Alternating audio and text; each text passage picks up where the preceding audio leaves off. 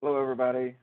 My name's Tim Rowark, and I've taken the time today to make an educational video regarding KCH respiratory protocols such as bronchiolitis, high-flow nasal cannula, and asthma, and also to talk about when to reach out for your ED resource that we have in KCH.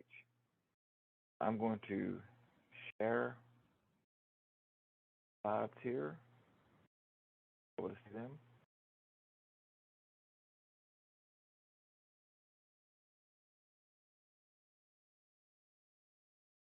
Right, and again, the protocols and guidelines that I want to talk about today for a little bit is bronchiolitis, high-flow nasal cannula, and asthma.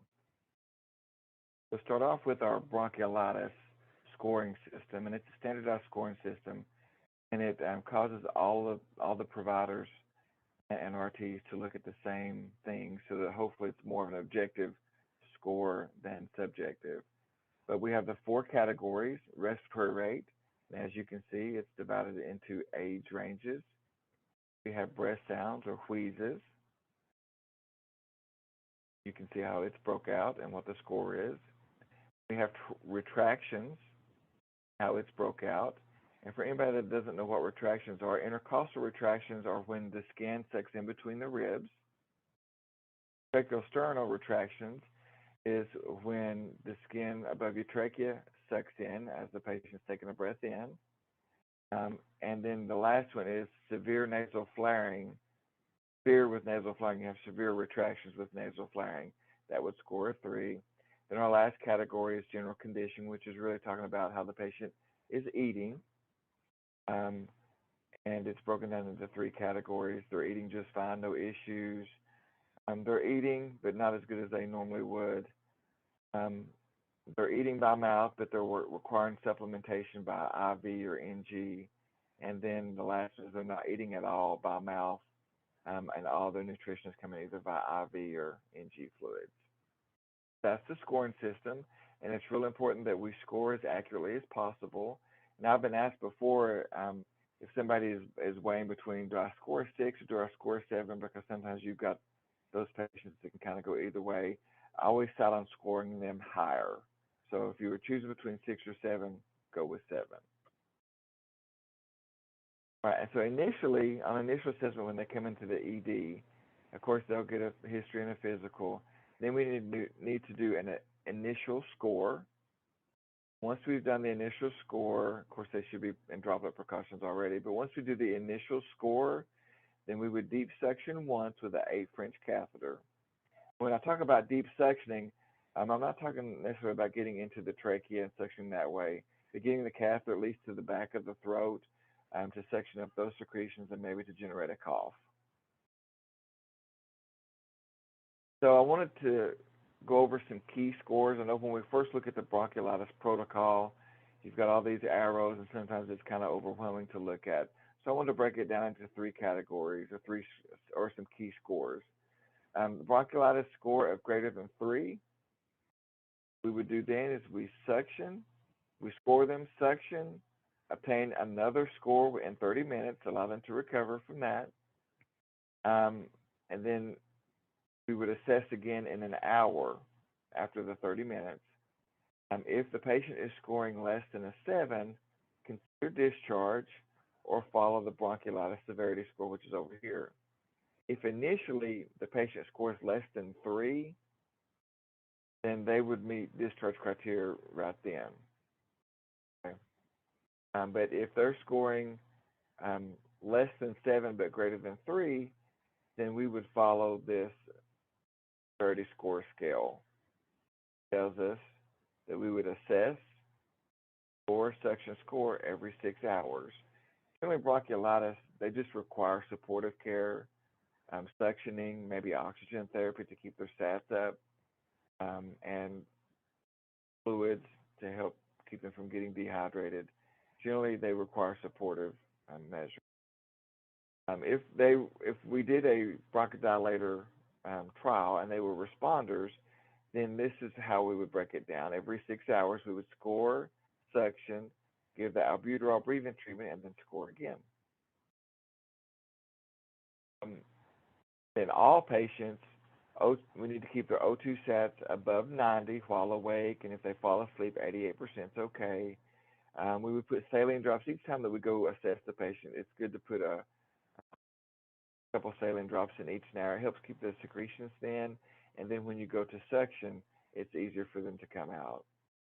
Suction within needle sucker from this point on, and provide patient education, and we would continually assess to see if they're ready for discharge.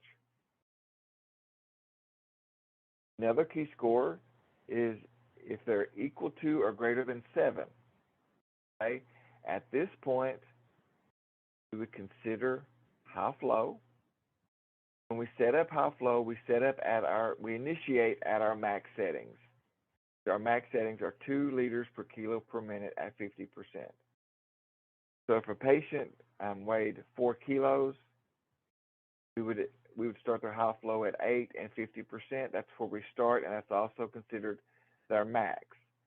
If they require more than their max, which you can give to them in the ED if they require it, but when they are going to be admitted to the hospital, they need to consider PICU admission because on the acute care floor, the 2 liters per kilo is max. Also consider admit to acute care floor.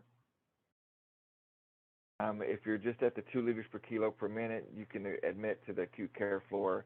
If you're having to do more than that, then you would consider a PICU admission. Then, of course, we would follow the bronchiolitis severity score, which if you're scoring between 7 and 9, you're considered moderate. So we would assess this patient every 4 hours in PRN, score, suction, score.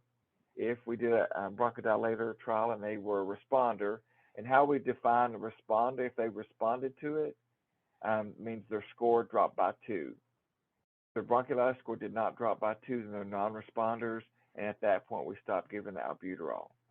The reason that is important is if we've got a patient that is a non-responder and we're continuing to give them albuterol and it's not really doing anything to help them, all we're doing is causing them to get tachycardic and possibly worsen their respiratory distress. So a patient is considered a responder if once you give the albuterol treatment, if the score drops by 2. Other than that, then we follow for all patients. Whoops, didn't mean to go to the next screen. Then we would consider a high flow nasal cannula trial, possibly hypertonic saline treatment, which we don't do that very much. And then, of course, we want to keep their sats above 90 while awake, 88% while asleep. And again, the saline drop, suction with needle sucker, provide education, and continually assess for discharge. Here's the key score that I talk about quite a bit. It's when to consider a one-time inhaled bronchodilator trial. Respiratory score is equal to or greater than 9 after suction, and one of the following criteria. Patient is at risk of reactive airway disease because they're greater than 12 months old with wheezing, history of atopy, eczema, allergies, or strong family history of asthma. We can consider an albuterol trial. We can either do inhaler or a nebulized treatment. And we want to score 20 minutes later.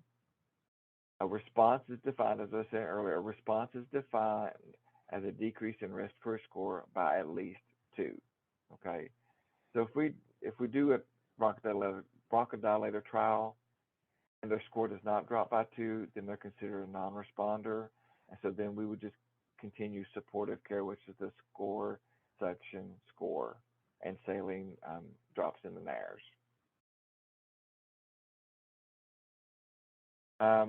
Another key score is bronchiolitis score of equal to or greater than 10.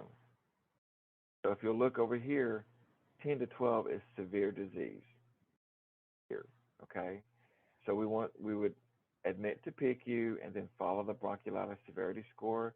So we'd admit to PICU, and we would assess every 2 hours, score, suction, score. If they were a responder, we would give breathing treatments every 2 hours. We would score, suction, give the treatment, and score. Okay. Then of course, this patient's probably already on high flow, and then we would continue to do the saline drops, nares, and then because this is severe, we may have to suction with the catheter. a deep suction into the back of the throat to try to get out more secretions.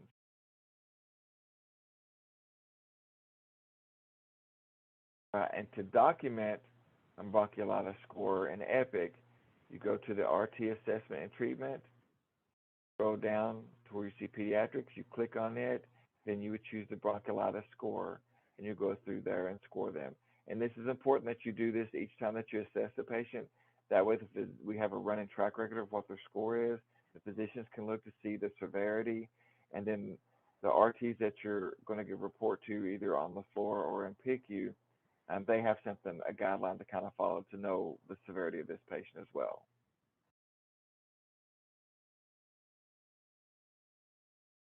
All right. So now to talk with something related to bronchiolitis is a high-flow nasal cannula policy. The criteria for escalation is that they need to be equal or less than 2 years old with a primary diagnosis of bronchiolitis and the bronchiolitis score of equal to or greater than 7 with increased worker breathing or hypoxia refractory to nasal cannula or mask. So before we would initiate high flow, we'd want to suction and make sure that it's not just secretions. Maybe consider an albuterol trial if not done previously. And then the RN, RT, and resident would jointly score the patient. We did high flow. And then residents would contact the attendings prior to high flow. I know in the ED you have physicians there on hand all the time, so you all score together and then determine whether the patient needs high flow or not. And then when you initiate, as I said earlier, it's 2 liters per kilo per minute at 50%. And we initiate at the max settings, which is 2 liters per kilo per minute is the max settings. Hopefully arrest or stop the worsening of the condition. If it does stop the worsening of the condition, great. Then we continue supportive care and monitor the patient, and as the patient improves, then we can start to wean that. But if that doesn't stop the worsening of the conditions, and we end up even having to go higher than what their max dose is, then that's when we would consider PICU admission. We put this in there as kind of a trigger because we don't want patients that should be at PICU level care struggling on the acute care floor. Okay? For us, on the acute care floor, 20 liters is the max. I know in ED, it's somewhat like PICU. If you need to go higher than the 2 liters per kilo, you can, whatever you need to. But that would mean they would require PICU admission. But we always initiate and start at 2 liters per kilo per minute.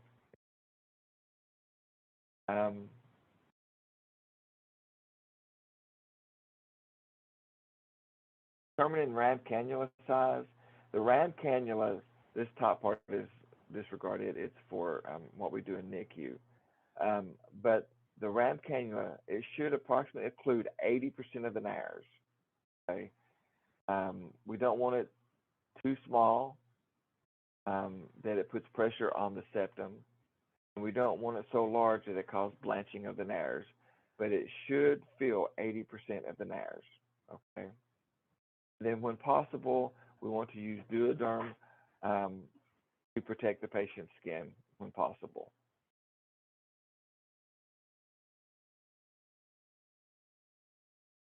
When transporting on high flow, never take a patient off high flow to transport on room air, regular nasal cannula, or non-rebreather.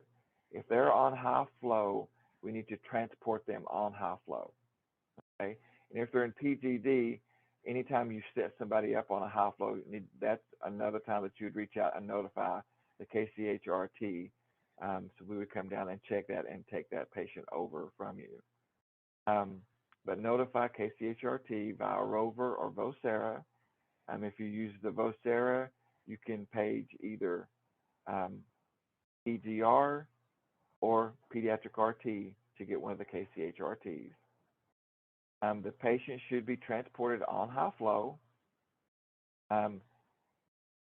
What you would do to do that is you would disconnect the connective tubing from the flow meter that's attached to the blender, and you connect that to an oxygen tank, set the flow appropriately.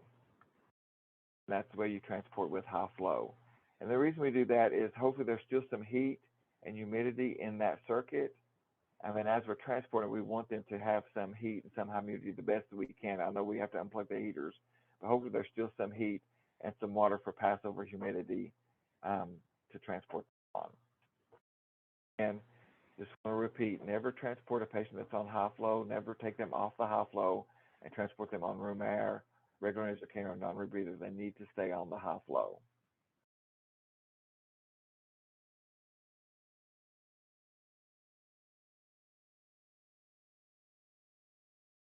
Now moving on to asthma.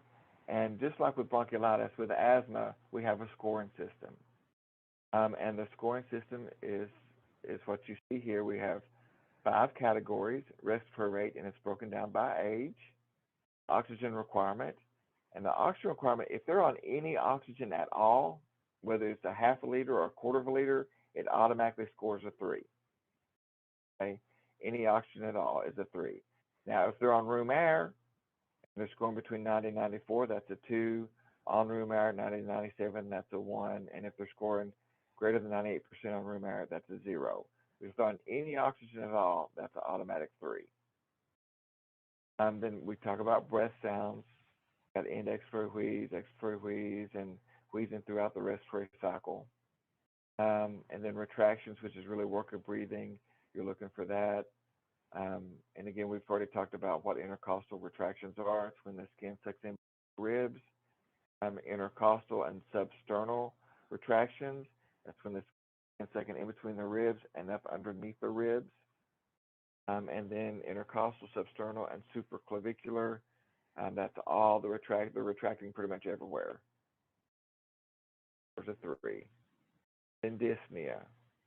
Do they speak in complete sentences, speak in short sentences, partial sentences, or can they only speak in single words or grunts? And this can be hard to judge when you've got a smaller child, but generally these patients are greater than 2 years old, although we can start this protocol if they're 1 year old. And so then that kind of skews the numbers there. Right, that's the scoring system. Here is the algorithm, which I know can be kind of overwhelming when you first look at it. The main thing that we do, like with bronchiolitis, is we assess and score. And just like with bronchiolitis, the score drives the care for asthma. Okay? The score drives the care. We have a patient that's admitted, and we score them. And if they're scoring less than a 7 or less, then we would do the back-to-back albuterol and atrovent breathing treatments times 3 over an hour. We would assess them again. If they're still scoring 5 to 7, and that's when we would go to albuterol MDI 8 puffs every 2 hours.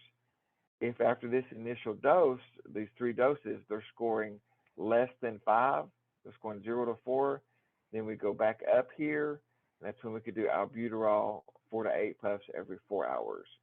But we would still, even if on admission and we scored them a 3, we would still start off by giving them 3 back-to-back albuterol and atrovent breathing treatments, and then score them again, and then follow the scoring system.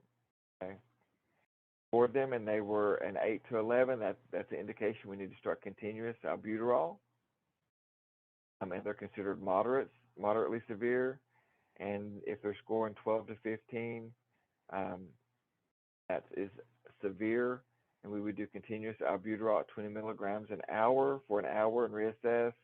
Of course, add the atrovent. The providers need to consider giving MAG and notified PD attending immediately of the severe score. And this would be a PICU admission. And here it tells you with the scores of 5 to 7, you could admit to the floor. A score of 8 to 11, admit to PICU. And a score of 12 to 15, admit to PICU. Anything less than a 7 could go to the floor. Anything greater than a 7 would go to PICU.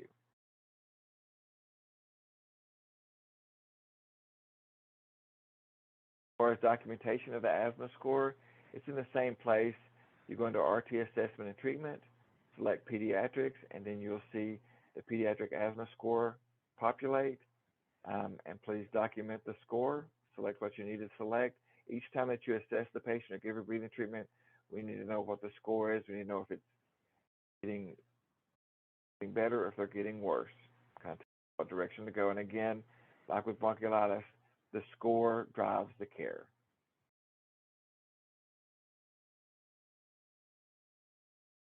All right, now here's some indications on when to notify the KCHRT or reach out to them.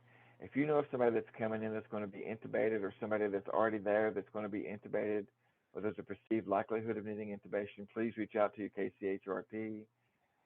If you need to initiate non-invasive ventilation or CPAP, reach out to us. High flow nasal cannulas, please reach out to your KCHRT. Expect the EDRT probably to initiate the high flow, but then alert KCH so we can come down and we can check that patient and take the patient over there. If there's a patient with a cardiac history, any trach patients that are on or off the vent, we need to know about. Asthmatics, albuterol, who are not improving and who are likely to be admitted, we need to know about. If they're on continuous albuterol, please let us know so that we can kind of have them on our radar and be being prepared for them. We can come down and check on them, and even if we need to, we can take over if they're severe enough. Then also, there may be situations when the adult RTs, you guys are so overwhelmed that the KCHRT may need to temporarily take over PDD. But it's all about communication, guys, and with KCH of what's happening and care of the patients the best that we possibly can. I want everybody to know that I am an advocate for having a Peds RT and PDD year-round, 24/7. First year we did it for 6 months. This year we were able to push it to 9 months. But just know that I'm an advocate for having Peds RT down there to help with these types of patients and to help alleviate some of the workload from you guys. I think it's better for you all. It's better for continuity of care, and I think it would be a win for everybody. But hopefully one day we will get there. Hopefully one day soon.